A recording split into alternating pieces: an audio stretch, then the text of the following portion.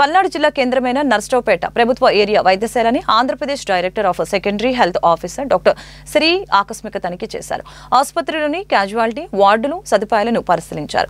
వైద్య సేవలు, డాక్టర్స్, సిబ్బంది పనితీరు, సమయపాలనపై రోగుల్ని వివరాలు అడిగి తెలుసుకున్నారు. మురుగుదొడ్లు శుభ్రంగా లేవని, నర్సులు అందుబాటులో లేరని రోగులు అధికారికి ఫిర్యాదు చేశారు.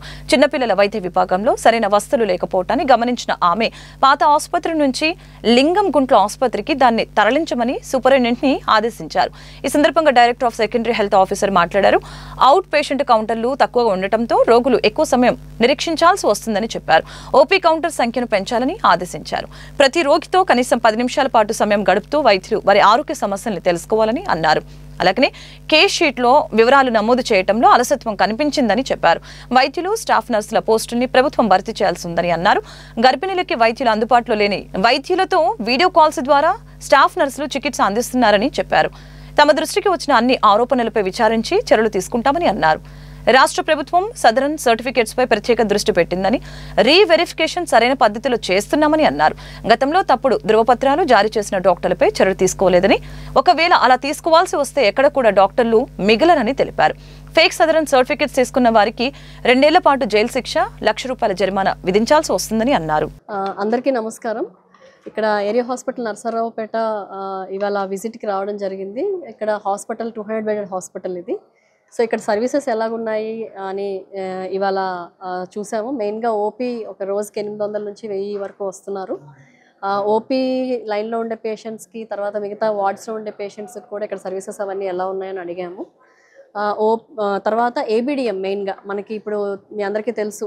ఏబిడిఎం దీంట్లో ఈ హాస్పిటల్ అనే ఒక ఇది వచ్చింది, ఒక మెకానిజం. దాంట్లో మెయిన్గా ఏంటంటే ఒక పేషెంట్ ఒక ఐడి ఇస్తారు. పేషెంట్కి ఐడి ఇచ్చిన తర్వాత అతని హెల్త్ రికార్డ్ అంతా కూడా మనకి మన ఎలక్ట్రానిక్ ఫామ్లో స్టోరేజ్ ఉంటుంది. సో రేపొద్దున్న ఎక్కడైనా అతను వెళ్ళినా కూడా ఈ పేషెంట్ తాలూకా డీటెయిల్స్ ఏంటి అన్నీ కూడా చూపిస్తారు.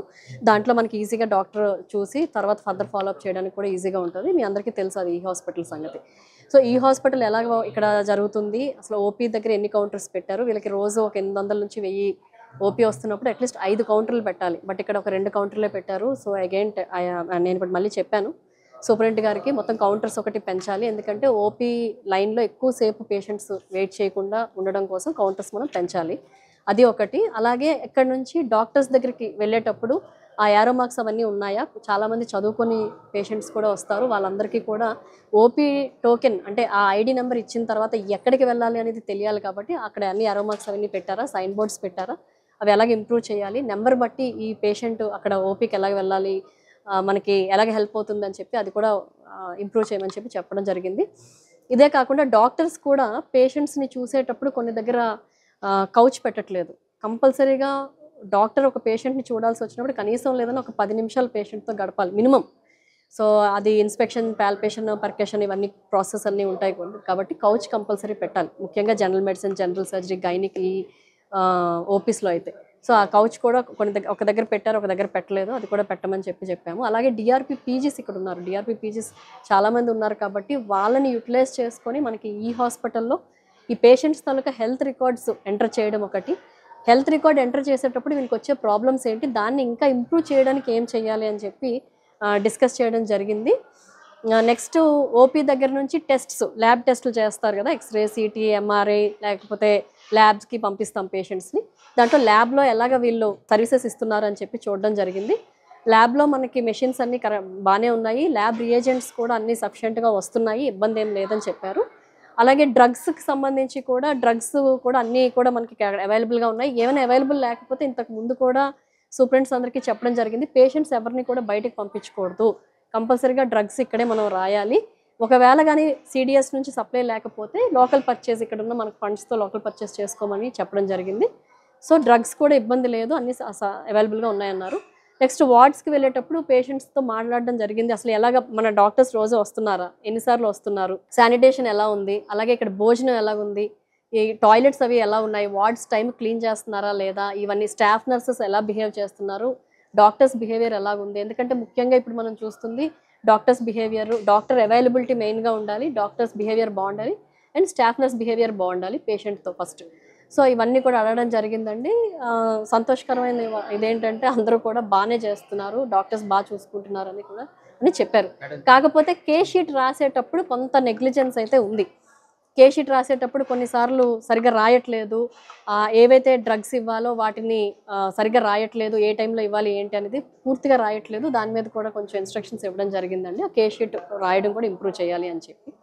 అండ్ ఇది కాకుండా ఓటీకి వచ్చాము. ఓటీలో కూడా మెయిన్గా అసలు ఎన్ని ఓటీలు ఉన్నాయి, పర్ మంత్ ఎన్ని సర్జరీస్ చేస్తున్నారు, ఎంతమంది డాక్టర్స్ ఉన్నాయి, ఏమేమి ఎక్విప్మెంట్ ఉన్నాయి, ఏమేమి లేవు అని చెప్పి అది కూడా వెరిఫై చేయడం జరిగింది. మనకి ఆప్థల్ కేసెస్ బాగానే సర్జరీస్ జరుగుతున్నాయి, అండ్ ఆర్థో కూడా పర్లేదు బాగానే జరుగుతున్నాయి. జనరల్ సర్జరీ కొంచెం తక్కువ ఉంది, డిపార్ట్మెంట్కి సంబంధించిన రెఫరల్స్ ఎక్కువ ఉంటున్నాయి. ఎందుకు ఉంటున్నాయి అంటే కొన్ని దగ్గరలో మెయిన్గా మనకి road traffic accidents, cerebrovascular accidents ఎక్కువ కేసెస్ ఓపీ మనకి మెడిసిన్లో వస్తుంది.